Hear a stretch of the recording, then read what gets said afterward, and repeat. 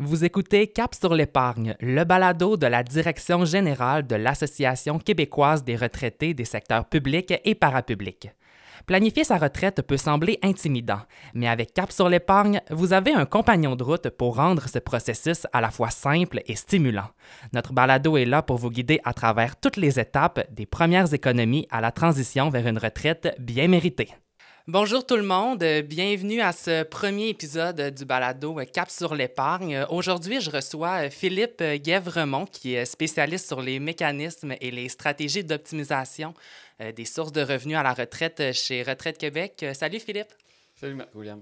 Alors Philippe, juste pour nous mettre en contexte, le régime des rentes du Québec, c'est un système de sécurité sociale mis en place par le gouvernement provincial pour aider les résidents du Québec à épargner pour leur retraite, mais aussi à assurer un revenu de base une fois qu'ils arrêtent de travailler. C'est un régime qui fonctionne en prévalant des cotisations obligatoires sur les revenus des travailleurs et en redistribuant ensuite ces fonds sous forme de rente aux retraités admissibles. Et le montant de la rente dépend des cotisations versées au cours de la carrière professionnelle de l'individu, ainsi que de certains facteurs comme l'âge de départ à la retraite et le nombre d'années de cotisation. Le RRQ, il vise également à offrir une certaine sécurité financière aux retraités québécois en complément d'autres sources de revenus comme le régime de retraite privée et l'épargne personnelle. Donc, il est quand même essentiel de comprendre son fonctionnement puis ses implications pour une planification de retraite optimale.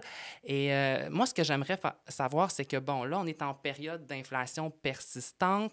Est-ce que tu peux nous expliquer en détail les mécanismes d'indexation mis en place par le RRQ pour garantir le maintien du pouvoir d'achat des retraités actuels, mais aussi des futurs retraités, là, parce qu'on s'entend que c'est quand même dur pour tout le monde là, ces temps-ci. Là. Oui, qu'est-ce qui est important de savoir, c'est que le RQ protège entièrement contre les effets de l'inflation. OK. Il n'est pas partiellement protégé, c'est vraiment 100% protégé contre les effets de l'inflation tels que mesurés par Statistique Canada. Donc, une fois par année, au 1er janvier, les rentes en paiement sont augmentées selon le coût de la vie. Je mentionnais pour les personnes qui ne sont pas encore bénéficiaires du RQ, mais il y a aussi un mécanisme qui augmente les montants, qui fait que quand ils arrivent pour demander leur rente, il n'y a pas eu une perte de valeur par rapport à ce qu'ils ont cotisé. Tout ça est ajusté selon l'augmentation du coût de la vie. Donc, c'est entièrement protégé contre l'inflation. Puis, en ce qui concerne les décisions des retraites anticipées ou reportées, c'est quoi les effets spécifiques sur le montant de la rente du RRQ? Est-ce qu'il existe des pénalités ou des bonus qui sont associés à ces choix-là? Oui, il est possible de demander la rente de retraite du RQ aussitôt qu'à 60 ans ou aussitôt qu'à 72 ans. C'est une décision qui est quand même très importante. Ça détermine le montant qui sera reçu pour tout le reste de la vie. Donc, c'est des changements importants. Puis, on s'entend qu'une personne qui demande sa rente à 60 ans versus la demander à 72 ans, elle va recevoir plus de versements. Donc, le montant, il est ajusté pour prendre en compte le nombre de versements reçus pour que la valeur entre les individus soit comparable. Ce qui fait que quelqu'un qui demande sa rente à 60 ans va avoir un montant moindre que quelqu'un le reçoit à 72 ans parce que la personne à 60 ans peut s'attendre à le recevoir plus longtemps. Ça peut faire des différences de montant quand même substantielles. La rente moyenne de quelqu'un qui demande sa rente de retraite à 60 ans, c'est 5 500 $ par année. Si cette personne-là attend 65 ans, la rente moyenne, c'est 8 000 $ par année. C'est 50 % de plus, 2 500 $ par année supplémentaire. Cette personne-là attend 72 ans, c'est 13 000 $ par année. 7 500 $ de plus qu'à 60 ans, 2 fois et demi le montant. Donc, c'est quand même un gros changement de montant. Puis comme je le disais un peu plus tôt, c'est un montant qui est protégé contre l'inflation. C'est un montant qui est versable pour le reste de la vie. C'est un montant qui est à l'abri des fluctuations des marchés financiers. Donc, ça change beaucoup la planification financière de la retraite, dépendant si on la demande plus tôt ou plus tard. Donc, quelqu'un qui peut attendre, ce qui n'est pas le cas de tout le monde, mais quelqu'un qui peut attendre, ça peut amener un changement substantiel sur les revenus de retraite. J'aimerais que tu me parles un peu des stratégies de décaissement parce que ça peut varier d'une personne à l'autre. En période d'inflation, ce serait quoi la meilleure stratégie? Est-ce que tu aurais un exemple d'une personne fictive ou que tu connais à Retraite Québec, je ne sais pas, dans vos membres, à me donner? Oui, on peut. Tu sais, je l'ai mentionné, le nombre de temps qu'on peut retarder. C'est sûr que pendant qu'on retarde, il nous faut des revenus, d'autres revenus que le RQ. Si on est capable de travailler, tant mieux, mais ce n'est pas tout le monde qui peut et qui veut travailler jusqu'à 72 ans. Des fois, on va avoir plus de flexibilité. Dans ce cas-là, d'autres revenus, comme l'épargne personnelle, peuvent aider. Puis, je dirais que qu'est-ce qui est peut-être méconnu un peu, c'est que retarder le RQ, ça peut simplifier la planification financière de la retraite. Parce que si on prend un exemple de quelqu'un qui voudrait avoir qui a budgété d'avoir des revenus à partir de 60 ans de 8 000 $ par année venant du RQ et de son épargne personnelle. Je disais la rente moyenne à 65 ans, c'est 8 000 $.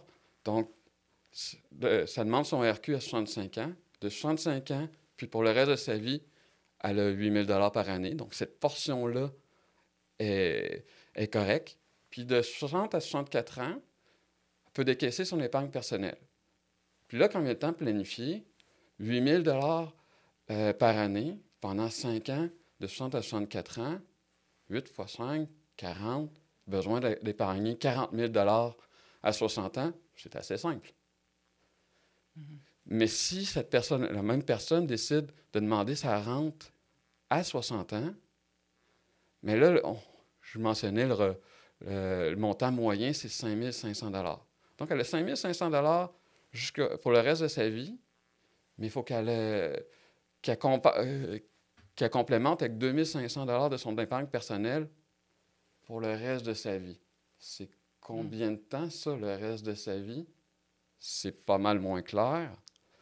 Pas mal plus complexe dans ce cas-là de déterminer combien d'argent qu'elle a besoin. Donc, retarder, c'est aussi le RQ, ça augmente la portion qui est garantie pour le reste de notre vie. Donc, ça peut simplifier notre planification en ayant juste besoin de s'occuper d'un décaissement plus simple au début, quand on est plus jeune, qu'on est plus à même de prendre des décisions financières pour investir notre argent. Puis, en terminant, Philippe, juste nous résumer, ce serait quoi la principale recommandation que tu nous donnerais à nos auditeurs pour qu'ils puissent tirer le meilleur parti du RRQ dans leur planification de la retraite, là? La meilleure recommandation, là? Je pense que la meilleure recommandation en général, c'est de s'informer.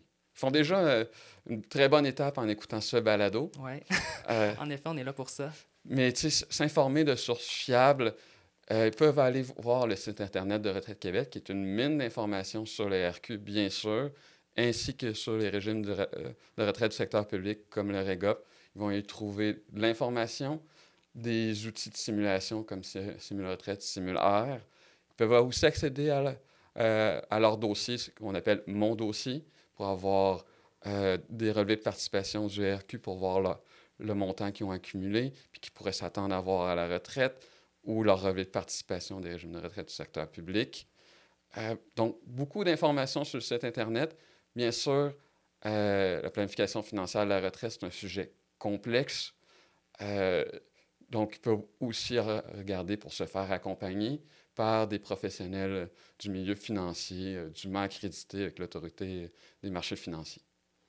Bon, ben merci Philippe d'avoir été avec nous aujourd'hui. C'était vraiment intéressant d'en apprendre un peu plus sur le régime des rentes du Québec. Je te remercie beaucoup d'avoir été avec nous.